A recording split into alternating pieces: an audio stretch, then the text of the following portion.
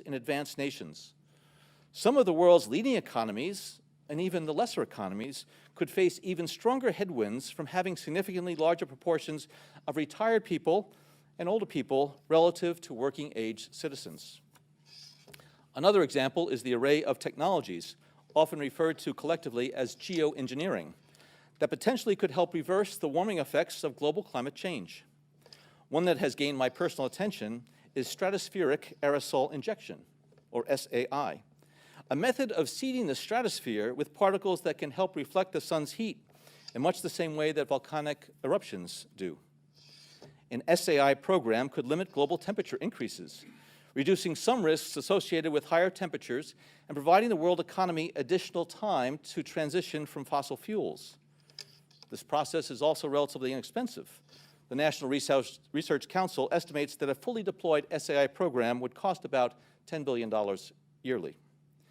As promising as it may be, moving forward on SAI would also raise a number of challenges for our government and for the international community.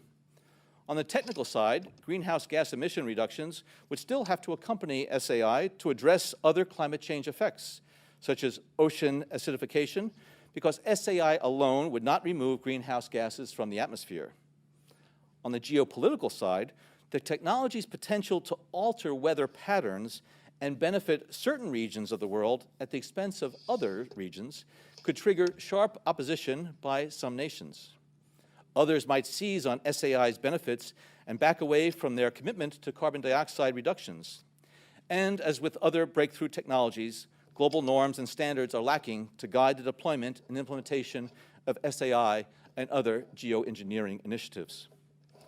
Now, I could go on and on and on and on about the things that fascinate me, but rather than talk about them, I thought I'd stop here and start the conversation with Judy, and then I can take some of your questions. I very much appreciate the invitation to come back here in the Council on Foreign Relations, and as I say to all the groups I speak to, it is a tremendous honor and privilege every day to be referred to as the Director of Central Intelligence Agency. I lead an organization full of patriotic men and women who take great risks and put themselves on the front lines in order to keep their fellow Americans safe and secure, and to do what they can to keep this country's security secure. Thank you so much.